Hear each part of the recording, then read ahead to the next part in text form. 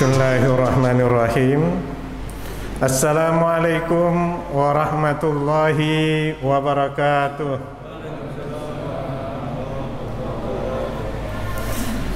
Alhamdulillah, la haula wa la quwwata illa billah. Asyhadu an la ilaha illallah wahdahu la syarikalah.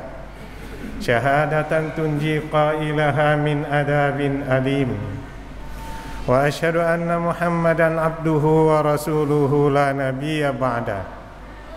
Allahumma salli ala Muhammad wa ala alihi wa sahbihi wa man tabi'ahum bi ihsan ila yaumiddin wa ba'd.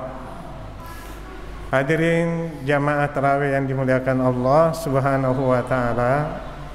Alhamdulillah, segala puji bagi Allah yang telah melimpahkan rahmat dan karunia-Nya sehingga sampai pada saat ini kita salah satu di antara hamba-hambanya yang dapat menikmati dan memetik kemuliaan bulan suci Ramadan. Hadirin yang dimuliakan Allah Subhanahu wa taala, saya izin pakai masker, buka masker, kayaknya agak aneh gitu.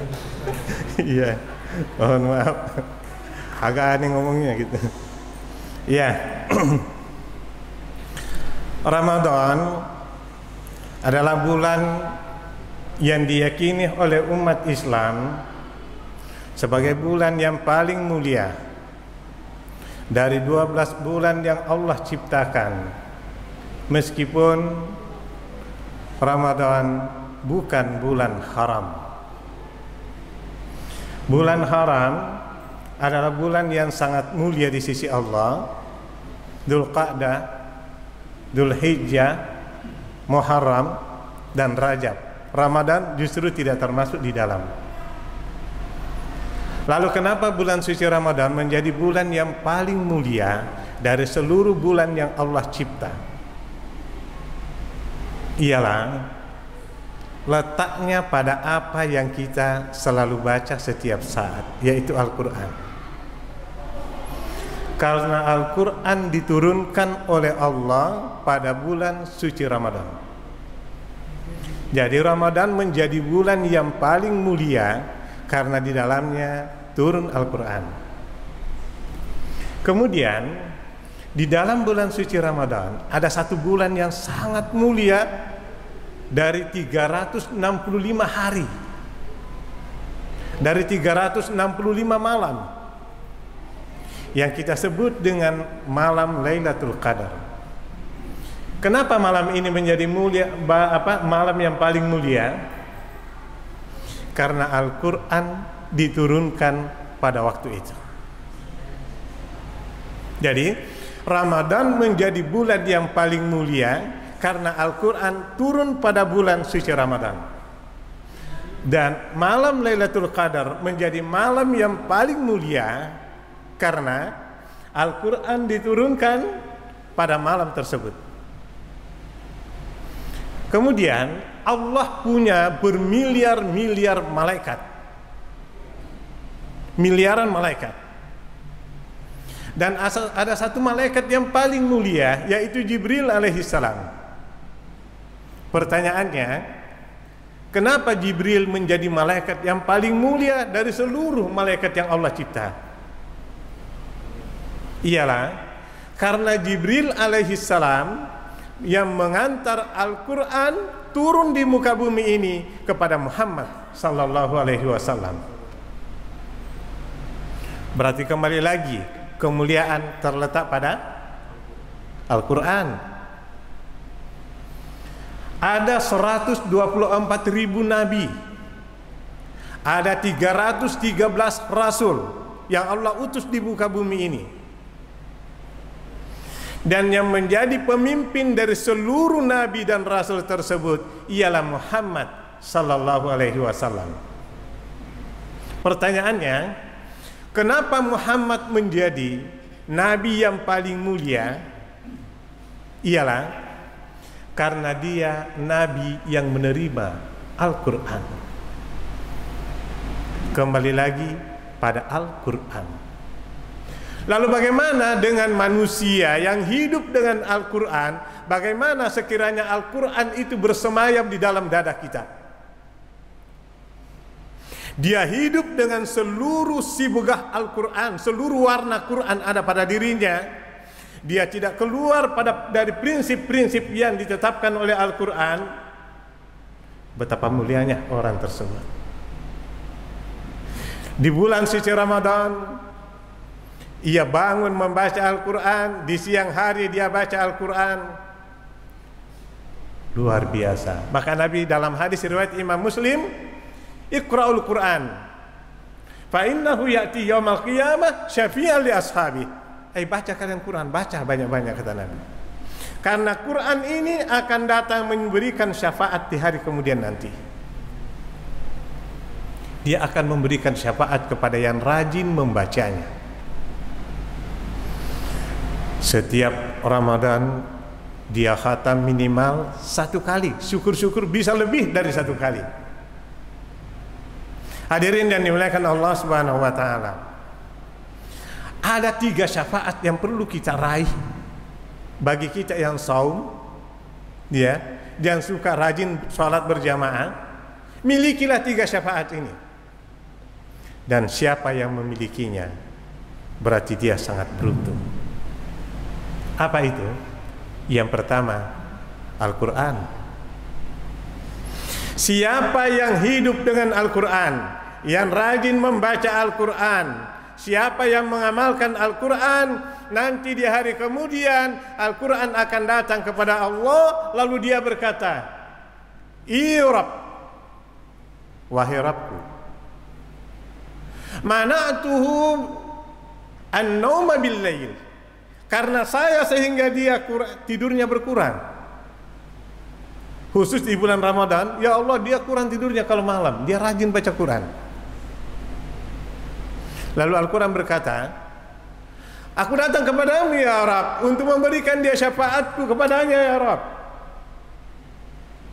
Maka dia diberikan syafaat Al-Quran dan dia berhak masuk surga.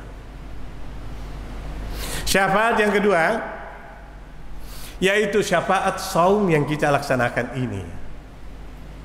Ya, dalam hadis riwayat Abdullah bin Amr dikatakan, Abdullah bin Amr bin As, "As-siyam wal Quran," puasa dan Al-Quran akan datang pada hari kiamat di hadapan Allah. Fayaqulus siyam, lalu puasa akan berkata, ya Rabb, wahai Tuhanku, manatuhu minat ta'ami wasyarabi wasyahwat." Karena saya sehingga dia tidak makan di siang hari, karena saya dia tidak minum di siang hari, karena saya dia tidak mendekati istrinya di siang hari.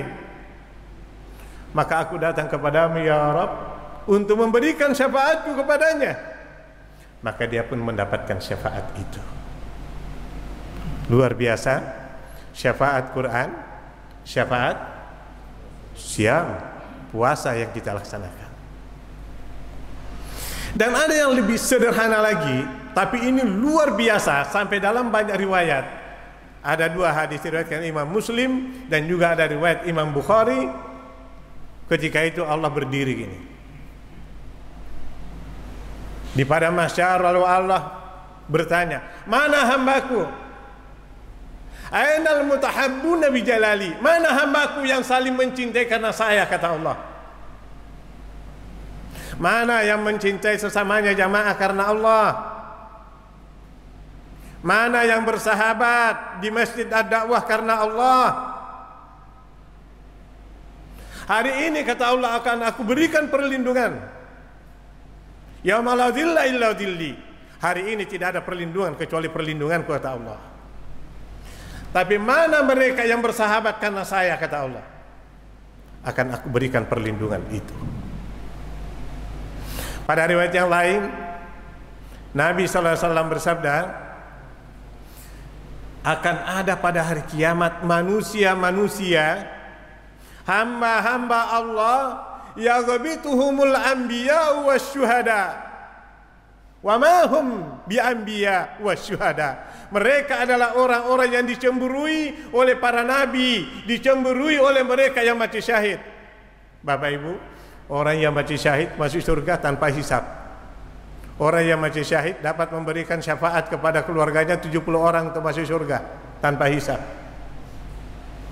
Tapi orang ini diberikan keistimewaan oleh Allah. Sampai Nabi menceritakan kepada kita, pada hari itu mereka adalah orang-orang yang dicemburui oleh seluruh nabi dan orang-orang yang mati syahid karena kedudukannya di sisi Allah.